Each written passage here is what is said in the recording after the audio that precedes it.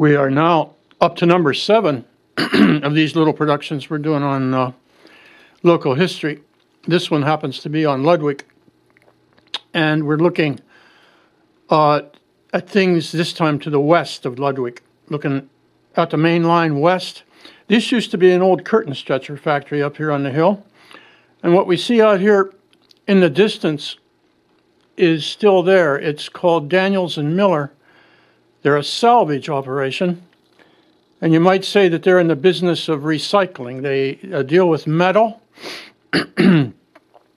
collect metal, and take little pieces and send them out and get them melted down and made into new stuff. And this was the original building. It actually started out as a produce business. The salvage business was started in 1888 by Wolf Daniels and the Miller family, and Friedlanders got in there. Friedlanders are still running it. This is the outfit from the air.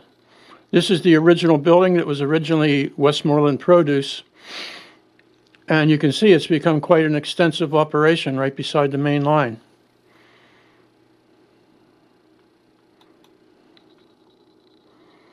This is a map I did to try to explain some of the things. What I'm circling around right here is what we were just looking at, Daniels and Miller. In 1890, right across the tracks, there was once a very small passenger station. At that time, the main line went a little bit to the north of where it goes now. And around 1913, there was a mine built down in here, the Hawksworth Mine of Greensburg Coal Company. And this little part, you might think of it as Lower Ludwick. It's referred to as Gayville. It was named for a guy named Freeman Gay, who was a real estate developer. He built this area down here as a company town for this mine across the tracks here.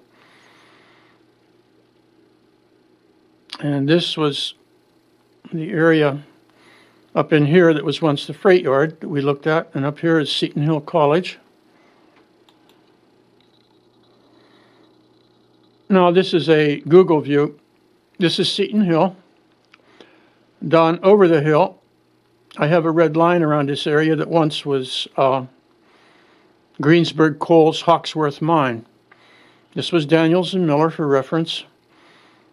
This was the main line of the railroad that once went through here. And when the railroad was first built, it did not go straight. The way it went was it came out here, and then it come up. You can still find a trace. There was a tunnel, and then it went down here, and then out. There was also a tunnel here, which was a later tunnel that was built around in the 1890s. Both of those tunnels are gone.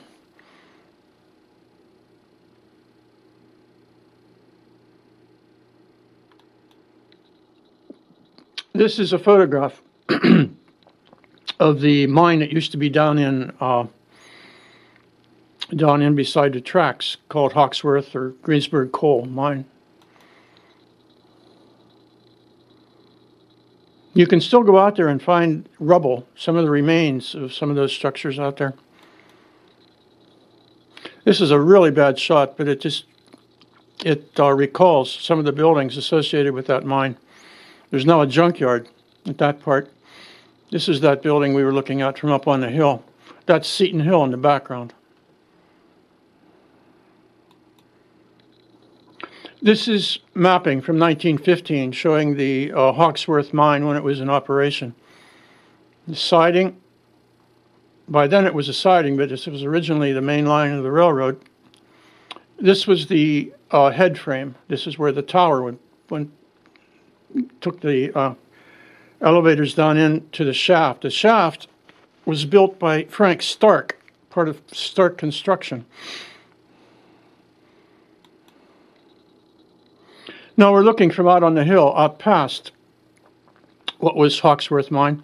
You can see just a few buildings down here that were once part of the mine. And the main line This is the old transfer and storage, or storage and transfer building in there. And we're out on the hill above what was the original tunnel, the original Radabaugh tunnel. Here's Seton Hill. Here's the mine that I had shown you, Hawksworth Mine.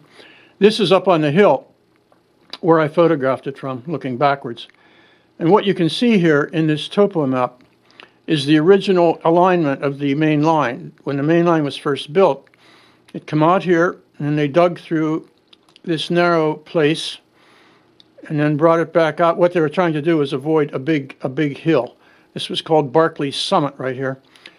And it's kind of one of the rules of thumb of building a railroad. You build it at first on the cheap, and when the money starts coming in, then you do the things that you would have wanted to do at the beginning. So by the 1890s, the railroad, the PRR, was in better shape, and they put the tunnel straight through. It went right through here. And it wasn't long before that tunnel started to cave in on the west end, and they daylighted it gradually. This is the Radabaugh tunnel, the newer one, built in the 1890s. The original Radabaugh tunnel was right out this way, and we are looking west. Nice old postcard. This is looking now east at the Radabaugh tunnel, the new Radabaugh tunnel, so to speak.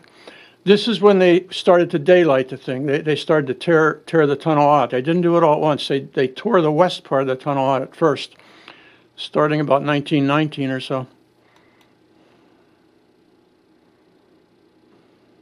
This is that same process. They were tearing out the western end of the tunnel, and you can see the walls of the tunnel are still in place here.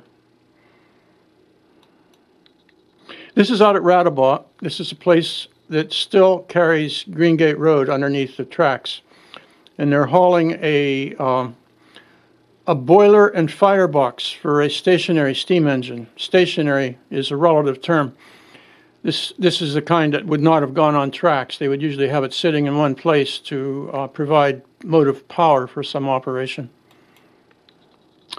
This was the plant out at Radabaugh. This was the operation that controlled the electro-pneumatic couplers, the interlockers that controlled all the switches for the tracks to make things run in a relatively safe manner. And this is a picture just to show you what it looked like when a tunnel was being daylighted. I originally thought it was Radabaugh, but it's not. It's when they were tearing out the tunnel under Main Street in town. You can see St. Clair Park over here in the to the side here, and this is the main line going east, and this would have been the southwest branch going down this way. This was an old tank engine, meaning they carried the water over top of the boiler. You see there's no tender on this one. And these were used for short runs when they were just doing something, a little project. And also the tracks, you'll note that that's a smaller gauge than normal. It's not the normal 4-foot, 8.5-inch gauge track. They used these things for construction jobs, and they were not permanent tracks. They would just move them around to where they needed them. This was before they had Caterpillar tractors. This is an old steam operation. And I think we've come to as far as we're going to go here for this one.